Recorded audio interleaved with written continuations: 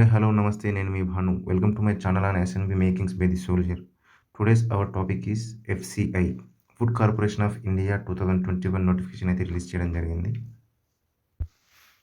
ఇందులో graduation level పోస్టులకి దరఖాస్తులను అయితే ఆహ్వానించడం జరిగింది. FCI డిపార్ట్మెంట్లో అసిస్టెంట్ జనరల్ మేనేజర్ హోదాలో వేరియస్ కేటగిరీస్లో ఉద్యోగాలను అయితే వెలువడించడం జరిగింది. కేటగిరీస్ వచ్చేసి administration, technical, accounts, law and medical officer అండి. దీంట్లో పూర్తి వేకెన్సీస్ వచ్చేసి 89 మరియు పీడబ్ల్యూబీడీ వచ్చేసి, అంటే మన భాషలో చెప్పుకోవాలనుకుంటే physically handicapped, PWBD full form వచ్చేసి persons with bench mark disabilities. వారికి కూడా ప్రతి ఒక్క శాఖలో ఒక్కొక్క ఉద్యోగాన్ని అయితే ఇందులో కేటాయించడం జరిగింది. వాటిలో కూడా పూర్తిగా 4 ఉద్యోగాలను అయితే వారికి కేటాయించడం జరిగింది. దీంట్లో కేటగిరీస్ వైజ్గా చూసుకున్నట్టయితే మనకి SC, ST, OBC, EWS, UR అన్నీ కలిపి 89 వేకెన్సీస్ అయితే కేటాయించడం జరిగింది.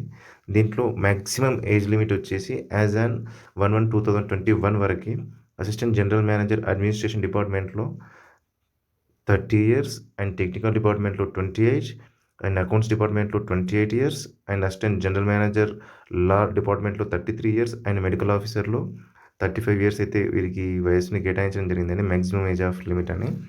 అండ్ వీరి యొక్క శాలరీ పే చూసుకున్నట్టయితే గ్రాడ్యుయేషన్ లెవెల్ పోస్టులు కాబట్టి వీటికి సంబంధించి శాలరీ కూడా బాగానే ఉంటుంది.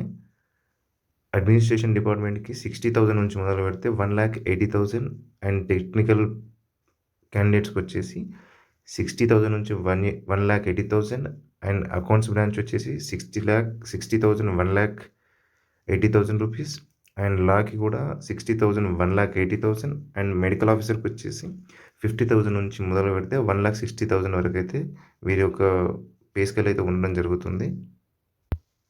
మనం ఈ పీడబ్ల్యూడి కేటగిరీకి సంబంధించి మాట్లాడుకుంటే ఇక్కడ క్లియర్గా ఇవ్వడం కూడా జరిగిందండి. వారికి ఫిజికలీ రిక్వైర్మెంట్ కొన్ని వారి కోసం అడగడం అయితే జరిగింది. వాటిలో వచ్చేసి 2016 యాక్ట్ ప్రకారం పీడబ్ల్యూడి 2016 యాక్ట్ ప్రకారం అయితే 40% ఎవరైతే పీడబ్ల్యూడి కేటగిరీలో ఉంటారో 40% అబోవ్ ఉన్న వారికి కొన్ని ఫిజికల్ రిక్వైర్మెంట్స్ని అయితే మనల్ని అడగడం జరిగింది. దాంట్లో మనం చూసుకుంటే అసిస్టెంట్ జనరల్ మేనేజర్ అడ్మినిస్ట్రేషన్కి sitting, standing, bending, walking, hearing, writing and contacting అంటే కమ్యూనికేటింగ్ వీటిని ఈ విధంగా అంటే వీళ్ళకి కావాల్సిన ఫిజికల్ రిక్వైర్మెంట్స్ అయితే ఇవి ఖచ్చితంగా మినిమం ఉండాలి. ఇది వీళ్ళకి మంచి అవకాశంగా అయితే చెప్పుకోవచ్చు. మనకి వాళ్ళకు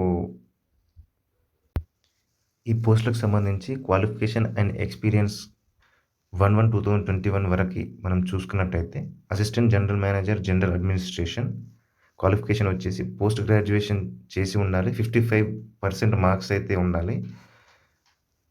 లేదా ఏసీఏ, ఏఐసిడబ్ల్యూఏ అండ్ ఏసీఎస్ లేదా bachelor of Lalo 5 years course complete అయితే చేసి ఉండాలండి.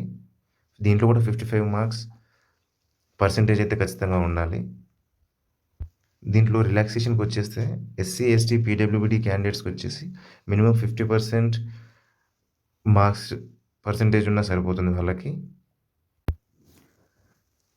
అండ్ టెక్నికల్ కేటగిరీలో BSc in agriculture, BTech in food sciences or BTech in food sciences and technology or BTech in బయోటెక్నాలజీలో మినిమం 55% మార్క్స్ అయితే ఉండాలండి.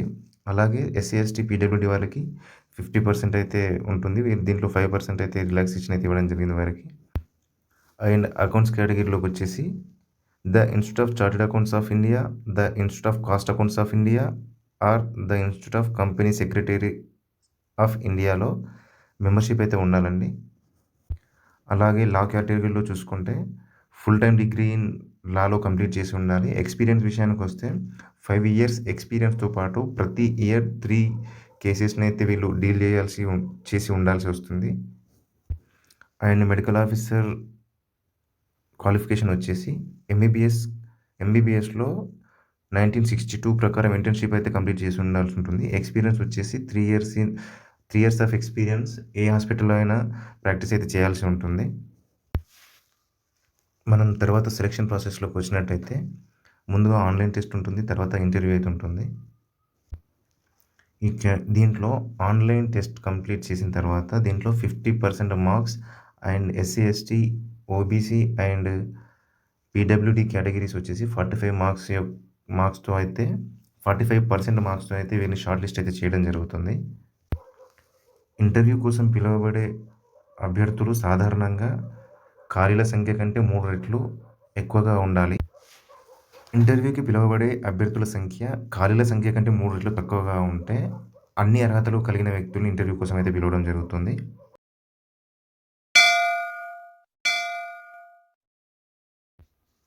మనం ఆన్‌లైన్ టెస్ట్ ప్యాటర్న్ సిలబస్ వగైరా చూసుకున్నట్టయితే అసిస్టెంట్ జనరల్ మేనేజర్ అడ్మినిస్ట్రేషన్ కేటగిరీకి సంబంధించి నెంబర్ ఆఫ్ క్వెషన్స్ వచ్చేసి 180, డ్యూరేషన్ వచ్చేసి 2.5 అవర్స్ అయితే ఉండడం జరుగుతుంది.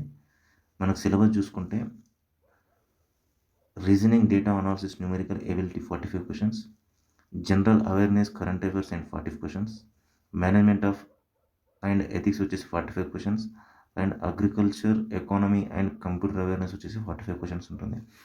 అలాగే మిగతా కేటగిరీస్ వచ్చేసి technical, accounts and manager, law and medical ఆఫీసర్‌కి వచ్చేసి వారికి కూడా సేమ్ 180 నెంబర్ ఆఫ్ క్వెషన్స్ అయితే ఉండడం జరుగుతుంది. దీంట్లో డ్యూరేషన్ వచ్చి 2.5 అవర్స్ ఉంటుంది.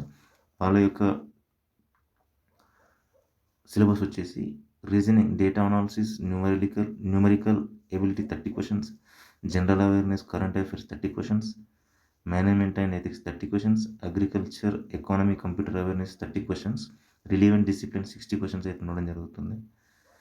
అండ్ మార్క్స్‌కి సంబంధించిన వివరాలు చూసుకున్నట్టయితే కేటగిరీ ఏ అడ్మినిస్ట్రేషన్ కేటగిరీకి సంబంధించి జనరల్ యాప్టిట్యూడ్ 180 మల్టిపుల్ క్వెషన్స్ ఉండడం జరుగుతుంది. దాంట్లో ప్రతి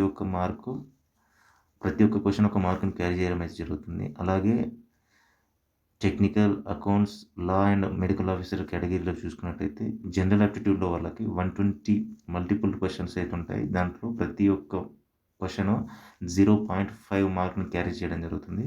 అలాగే రిలివెంట్ టెక్నికల్ డిసిప్లిన్‌లో 60 మల్టిపుల్ చాయిస్ క్వెషన్స్ ఉంటాయండి. దాంట్లో ప్రతి ఒక్క క్వెషన్ 2 మార్క్స్‌ని అయితే క్యారీ చేయడం జరుగుతుంది.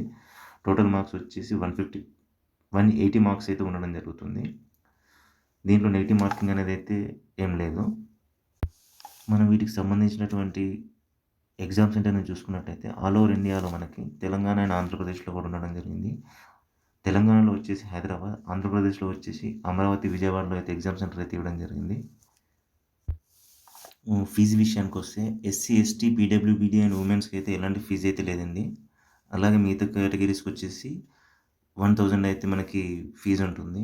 వాళ్ళు క్లియర్‌గా ఇక్కడ మెన్షన్ చేయడం కూడా జరిగింది. రీఫండ్ అనేది అయితే లేదు అని చెప్పేసి. కాబట్టి అప్లికేషన్ చేసుకునే ముందు జాగ్రత్తగా అప్లికేషన్ చేసుకోండి.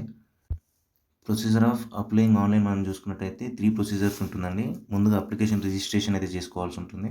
తర్వాత పేమెంట్ ఆఫ్ ఫీజ్ ఉంటుంది. తర్వాత document and scan and upload అంటే వాటికి సంబంధించినటువంటి డాక్యుమెంట్స్‌ని అయితే మనం ఫోటోస్ అండ్ మనకు సంబంధించిన సిగ్నేచర్ అండ్ మనకు సంబంధించిన డాక్యుమెంట్స్ ఏవైతే ఉంటాయో వాటన్నిటిని మనం స్కాన్ చేసుకొని అయితే పెట్టుకోవాల్సి ఉంటుంది. వాటికి సంబంధించినటువంటి ఒక సైజ్ అయితే ఇవ్వడం జరుగుతుంది. కాబట్టి అదే సైజ్‌లో మనం కంప్రెస్ చేసుకోవాల్సి ఉంటుంది. సిగ్నేచర్ బ్లాక్ లెటర్‌లో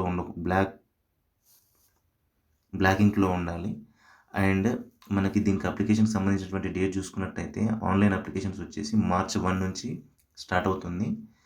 2021 to 10 hours to 31 March 2021 16 hours వరకు అయితే కంప్లీట్ చేయడం జరుగుతుంది. ఇక్కడ క్లియర్‌గా మెన్షన్ చేయడం ఏం జరిగింది అనంటే 1 మినిట్ లేట్ అయిన కేటగిరీ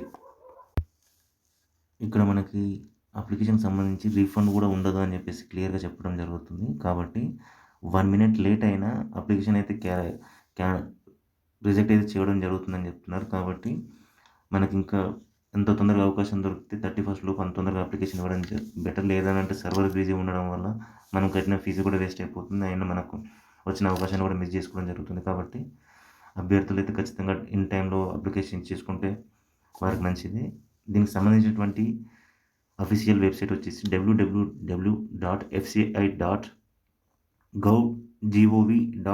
అనేది అయితే వీటి యొక్క దీనికి సంబంధించినటువంటి అఫీషియల్ వెబ్సైట్ అండి. దీనికి సంబంధించి పూర్తి వివరాలు అయితే అందజేశాను అనుకుంటున్నాను. ఇన్ కేస్ మీకు దీనికి సంబంధించిన ఇంకేమైనా డౌట్స్ ఉన్నట్టయితే కామెంట్ సెక్షన్‌లో కామెంట్ చేయండి. ఖచ్చితంగా మీకు డౌట్స్ అయితే క్లియర్ చేయడం జరుగుతుంది. Thank you for watching. జై హింద్.